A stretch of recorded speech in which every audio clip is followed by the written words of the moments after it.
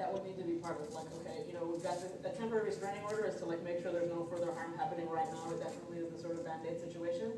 And then we have to move into whether it's case law or regulations, but we do think that we can get some sort of, and this has been a tricky thing in a lot of states, right? So some states that receive federal funding have decided that what they do is pay for the full transition, which a lot of times people couldn't afford, you know, before they went into prison, right? And they'll handle it that way. So there's a couple of different routes we have, but that needs to get handled, right? I mean, the initial problem is the misgendering, right? So how would the surgery get paid for? So there's like a specific pot of federal funding that is set aside to handle that, because they believe that there's been such a deficit in like treating trans prisoners in humane ways that they really need to make up for that in some ways. So that's one thing, but that may not end up being what happens in Ohio. There's a couple of other options for how we would get out of that situation with some degree of dignity for the person, right? Yes. Just one more point on that issue is I was raped in prison, and was scolded because I needed to stop acting in a way. I appreciate it. There's a real lack of understanding about what it is to be transgender in our society. The moment that you go on hormone replacement therapy is life-changing. For myself, it was almost like I was getting something that I've been missing all these years. To have that taken away from you, I can't imagine what it'd be like. It'd have to be devastating. The changes in my body, I've been on hormone replacement now for 7 years. I'm in so much better place now about who I am, and a lot of it's because of the hormones that I'm on. The change was like night and day. We need to open our hearts and minds to the transgender community. We are probably the most marginalized and discriminated against group in the United States, but beyond the United States. Our society, for some reason, has taken a real dislike to who we are as human beings. We accept a lot of differences in the human condition.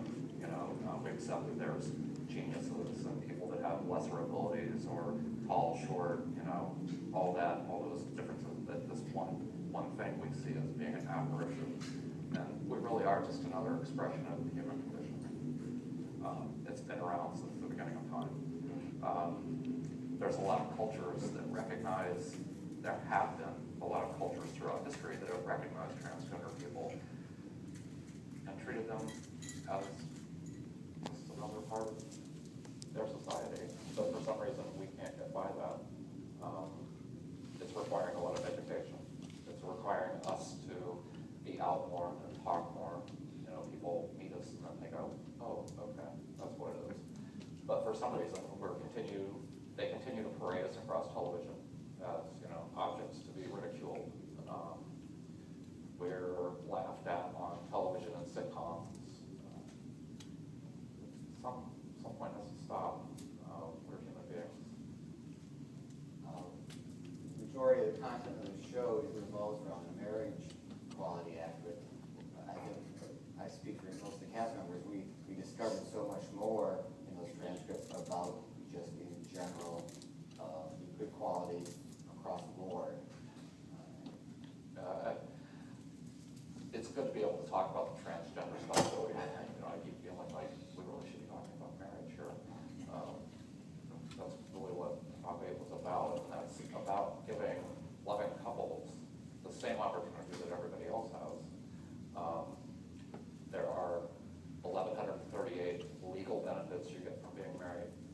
There are the affirmations that you are a couple, a married couple. There's the psychological part of that.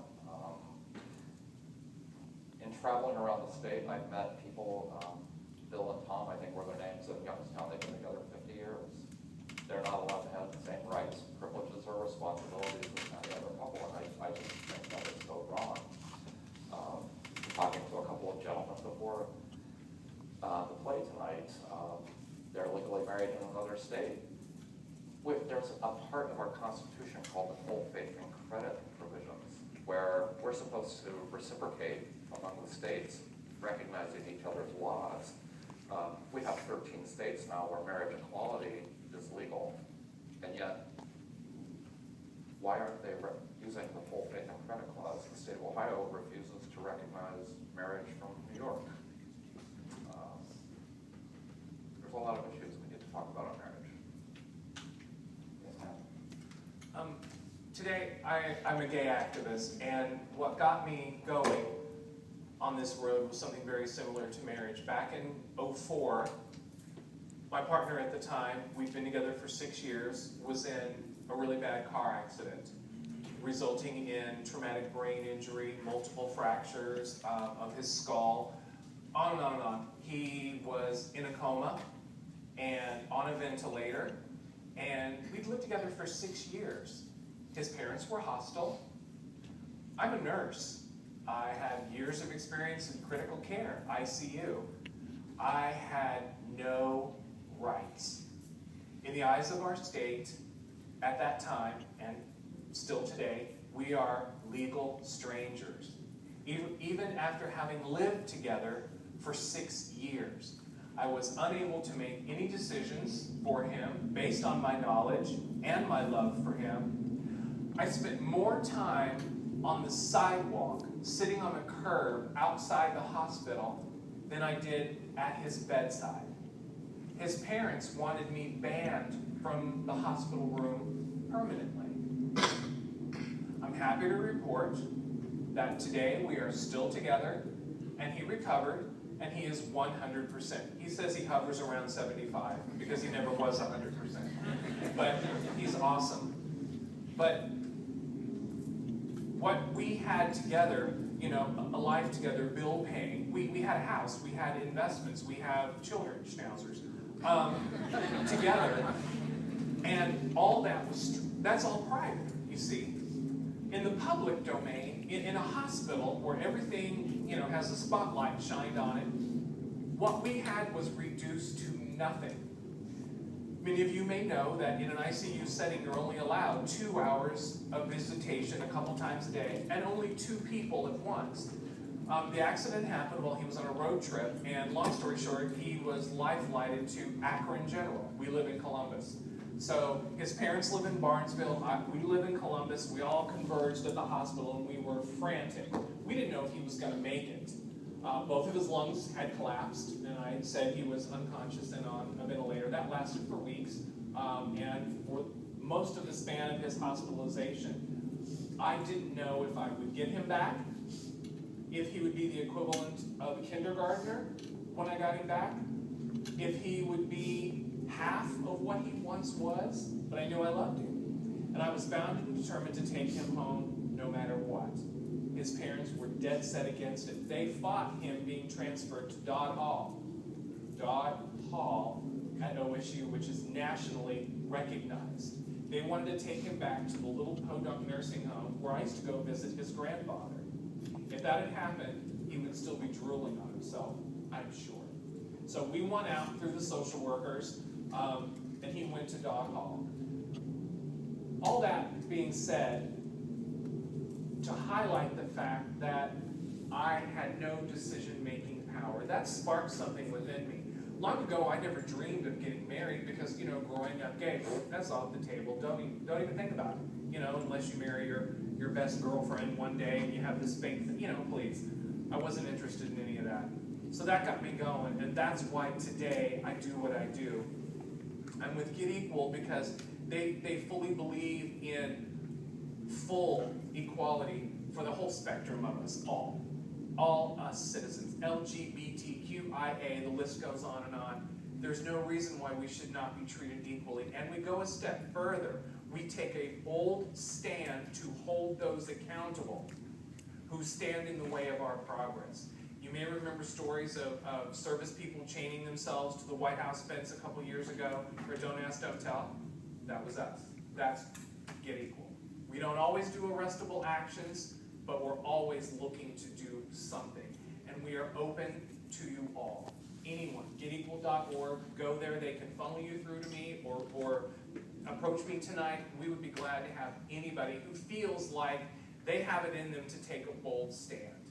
We don't have cocktail parties, and I'm not slamming anybody who does. What we do is we get on the street with a sign, a bullhorn, and a specific purpose.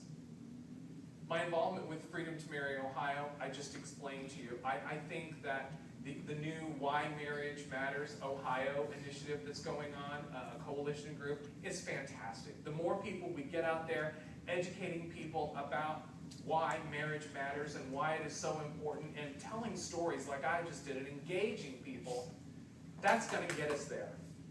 Every signature that we have collected represents a conversation that was had between two people, where one of those people said, you know, you're right, I'm going to sign this petition because I believe it's the right thing to do. Here in Ohio, the current makeup of our legislature probably will not produce a marriage equality bill. But there's another way. You can take it directly to the people through a ballot initiative. And by God, that's what we're going to do. Every signature counts. Please tell your friends. FreedomOhio.com. You can actually download the petition yourself on your computer and have your friends sign. Once you register as a volunteer, there are how-to videos. It's a little sticky because, you know, it is the government. It's not just, hey, let me have your autograph. You know, many of you tonight signed. It's very detailed. It involves your voter registration demographic, and it has to be perfect, or your signature won't count. That's what Gwen meant earlier when she said valid signatures. So anywho, please get involved. This really is our lives we're fighting for.